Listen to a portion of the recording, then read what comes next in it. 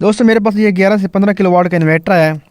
इसमें मसला ये ही बना है कि 24 सोलर का करंट लगाया है, जिसकी वजह से ये ब्लास्ट हो चुका है। हम इसे खोल कर चेक करते हैं क्या मसला है।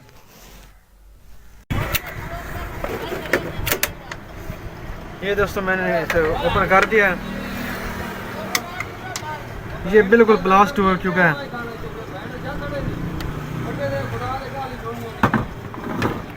इसकी ये पीएफ और ये सब कार्बन बन चुके हैं और इसे खोल कर चेक करते हैं नीचे से क्या बना है।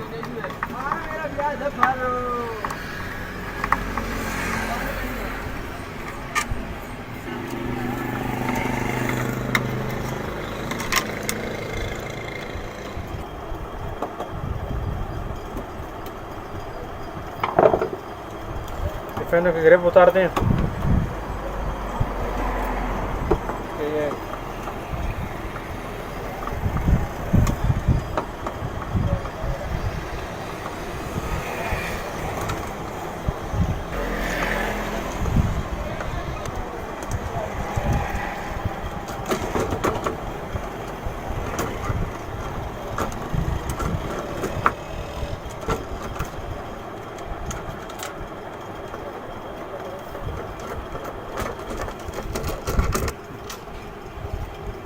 बोर्ड ने हमने उतार दिया, नीचे से ब्लास्ट हुआ है।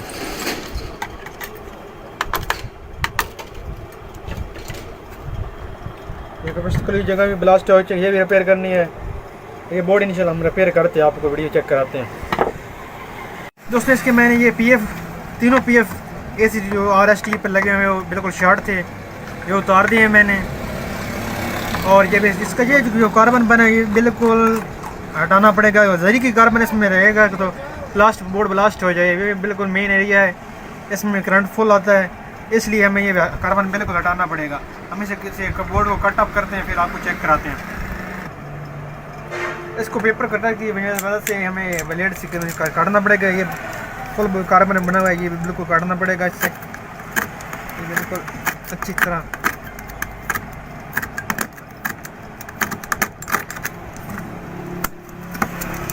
आपका कार्बन किसी जगह पर भी नहीं होना चाहिए।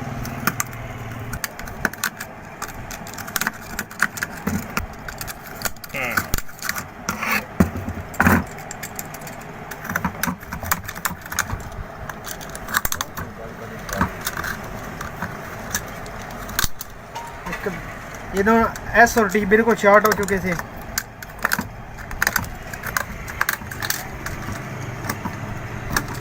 वीडियो लंबी हो जानी है, मैं शॉर्ट कर आपको वीडियो दिखा रहा हूँ। दोस्तों इसको मैंने कार्बन हटा दिया बिल्कुल अच्छी तरह से, इधर से भी कार्बन हटा दिया और ऊपर से भी बिल्कुल कार्बन हटा दिया। मैं इसे पियानो वाइटों के साथ इसका पेंट करता हूँ ताकि कार्बन आगे ना जुड़ जाए।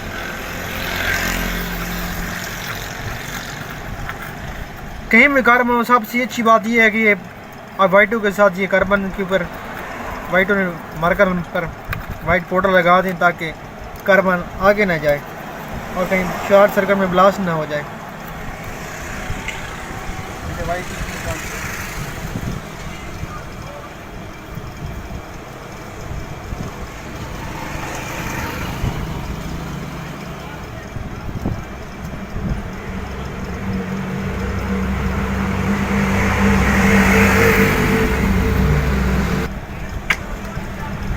मैं इस लगा दिया ऊपर वाली साइड पर, अब मैं नीचे वाली साइड पर लगाता हूँ।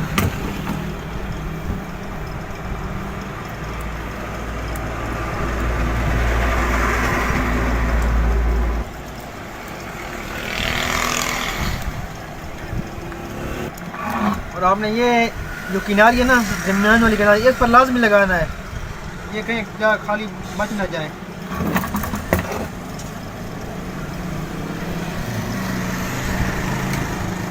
और बिल्कुल पाउडर लगा दी हमें थोड़ी देर के लिए, हमें संदाल के जाके कुछ ले जाए। और फिर जो पीएफ है ना, जो ये जले हुए हैं, इस पर लगाने की कोई ज़रूरत नहीं है। अगर गालो तो अच्छी बात है, वरना इसकी ज़रूरत नहीं है।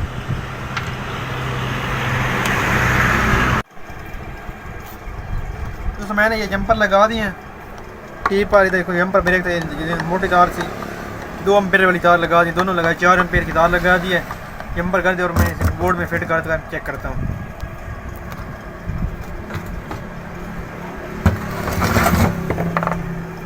दोस्तों मैंने इसको फिट करता हूँ, पेपर में लगाता हूँ, ये बोर्ड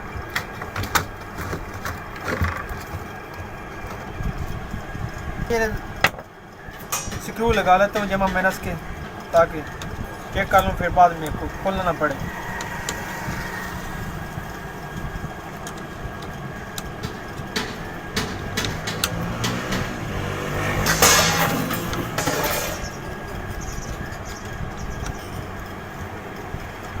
इसमें करंट लगाता हूँ,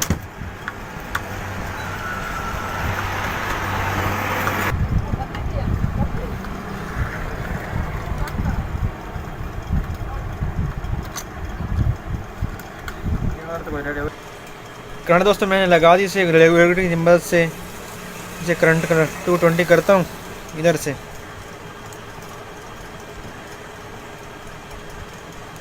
दोस्तों रेगुलेटर की मदद से मैंने 220 इसको करंट दे दिया है। अब इसके सप्लाई चेक कर तो बनी है या नहीं बनी। मीटर को मैं DC वोल्ट पर रखता हूँ। सबसे पहले आपने GND पर लगानी है मीटर की वायर, ये GND, ये -5 वोल्ट।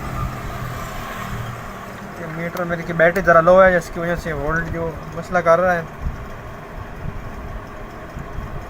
ये 4.94 वोल्ट आ रहे हैं, 5 की जगह ठीक आ रहे हैं। ये -15 चेक करते हैं, ये -15 बिल्कुल क्लियर है, और +15 चेक करते हैं, ये +15 बिल्कुल क्लियर है। इन्वर्टर हमारा बिल्कुल चालू हो चुका है। हम CPU कार्ड लगा कर चेक करते हैं।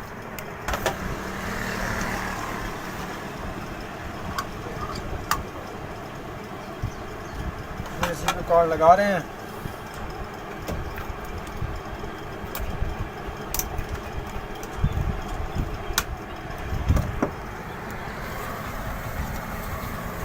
CPU कार्ड लगा दिया हमने।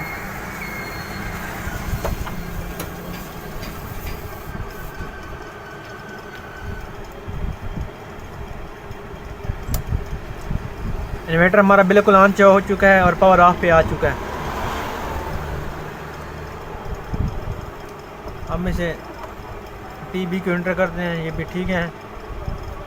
हम इसे और वोल्ट बनाते हैं रेगुलेटर के, हम इसे चेक करते हैं। रन ला के हम इसे रन करते हैं।